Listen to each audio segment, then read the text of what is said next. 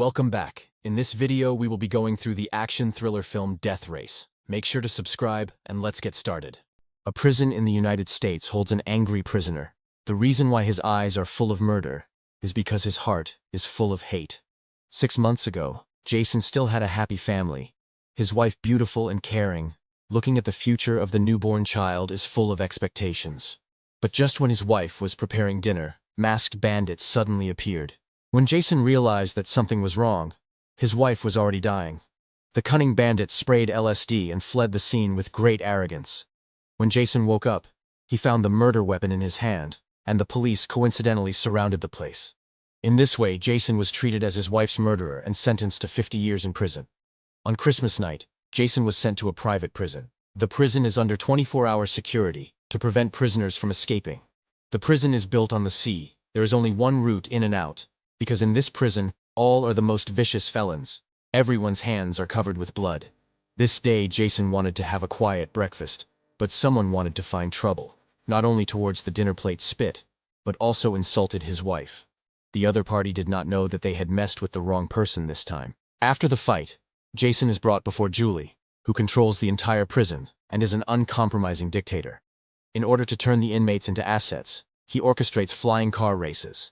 Death row inmates become drivers, driving modified race cars to kill each other. If someone can win 5 races in a row, they will be pardoned and leave the prison. The track is littered with high-definition cameras, and the race is broadcast live for a global audience. In the previous race, a masked driver named Frank, with super strength, won 3 races in a row. In the 4th race, Frank suffered a mechanical failure and was mercilessly targeted by his opponents. Although he won the race but died of serious injuries, Julie urgently blocked the news of Frank's death to avoid a drop in ratings. She desperately needs a strong prisoner to replace Frank and continue the competition. Jason is the perfect candidate for the job. Jason is initially reluctant, but Julie's offer is too good to refuse, and Jason will be pardoned as long as he wins the 5th match by pretending to be Frank. After the deal was struck, Jason came to the workshop in high spirits and met with the team coach and technician Fatty. The race car was ready, with a high-powered engine that could explode with a terrifying 850 horsepower. In order to avoid accidents, the car is also equipped with nitrogen acceleration. Racing defense is also very strong. The front and side is 2 semi-torting steel plate bulletproof glass, clear Chinese manufacturing. The rear is 15 cm thick solid armor. In addition to these, the car is also equipped with smoke bombs and even petrol bombs, and then with 2 multi-barrel Gatling machine guns. It can really be described as a very strong performance. From the coach's mouth, the flying car race is divided into 3 games. The first 2 games to kill as many opponents as possible to ensure that they pass the finish line can be. Who can win the 3rd game to be considered the real champion? Jason's main opponents are 5 people, respectively: Chinese-American Green, Jim, former professional racing driver Colt, and Jake. Julie. In order to live earnings, each race will be from the women's prison, the selection of hot, beautiful inmates, to act as a racer's navigator. Jason's navigator, Keith, is even more powerful and has helped Frank many times to save the day. Facing Keith, Jason didn't want to hide his identity and took the initiative to remove his mask to start the race. As the lights began to flash, the participants looked excited. The global live broadcast was also launched, with over 45 million people paying to watch. Jason took the lead with the floor gas, and the rest of the team quickly sprinted off. The pack started to rampage, and Jason soon lost his position. Coming in 4th, Keith calmly commanded a shortcut to follow, and Jason hit the gas at the intersection to take the lead once again. The race came to the 2nd lap, and Julie ordered the sensors to be activated, triggering gunfire, smoke bombs, and napalm and traps. Jason lacked experience in his first race, and failed to activate the weapons, and was caught by the enemy behind the car, firing wildly with Gatling machine guns. But the driver's skills were really poor, and in turn was found to be broken by Green, who was excited at this point. He was looking at Colt in front of him, who didn't want to be killed and rushed to escape from the steel spikes to launch a counterattack. Green was unable to dodge the instant flat tire. The car lost control and began to roll. 14K saw the right time to send a missile. The car was blown away and crashed straight to the ground. Green climbed out of the car and started to spit out the fragrance towards the camera, but the next second, he was smashed into pieces. The last lap of the race, Jake equipped with a giant Gatling. The power is really amazing, coupled with Colt's stalking. Jason's armor was in tatters. Jason asked Keith to unload the petrol bomb, using the passenger's ejector seat, and popped the petrol bomb high up, and the oil suddenly spurted to cover the whole car. Without waiting for Colt to react, Case had already thrown out the cigarette lighter, and the car was instantly engulfed in flames. After a fierce struggle, Jason always occupies the first place and thought he had won and stopped on the side of the road, eventually finishing sixth. The car also became a lot of holes. See the horror of the race. Jason clearly said not to participate. Julie was prepared for this and pulled out a photo of Jason's child and threatened him. So Jason had to compromise again. That night he came to the workshop in anger. He wanted to ask Jim for clarification, but he was prepared. Jason was caught unawares and tied around the neck, and Jim was unceremonious, swinging a big wrench to kill. But the next second, a sharp pain from behind. It turned out to be Fatty arrived in time. While the other party tormented Fatty, Jason picked up the steel block and began to counterattack.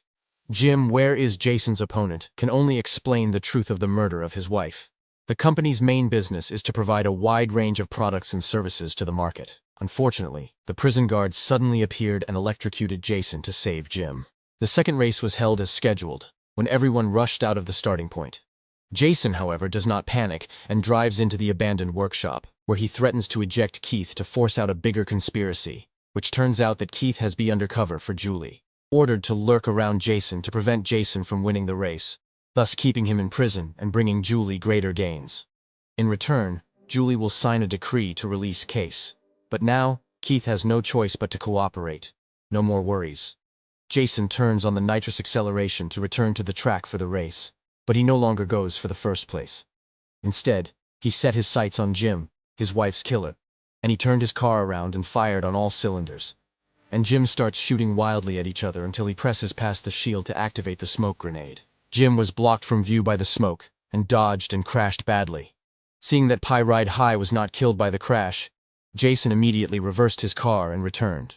Meanwhile, Julie, in order to make the race more exciting, sends out a big killer called the Dreadnought.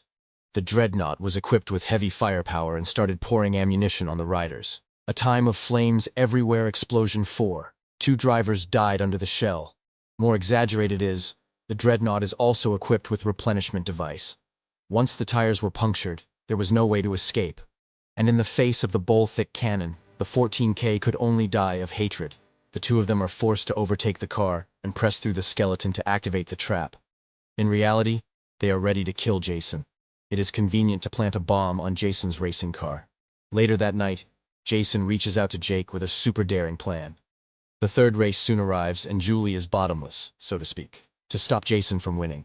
She controls the sensor system and allocates all the resources to Jake. With so much equipment, Jake pours crazy fire on Jason and sees the tail armor to be pierced. Jason took the risk to remove the shield, but Jake's extreme reaction to avoid the impact, followed by Jake fired a series of rockets. The target is not Jason's car, but the prison wall to blow up the gap. The two began to break out of prison one after the other. It turns out that Jason and Jake have been acting in order to paralyze Julie. Julie is furious to detonate the explosives, but never thought that the bomb had long been defused by the coach. Jason threw down the spare fuel tank and stopped the large number of pursuing police cars on the bridge.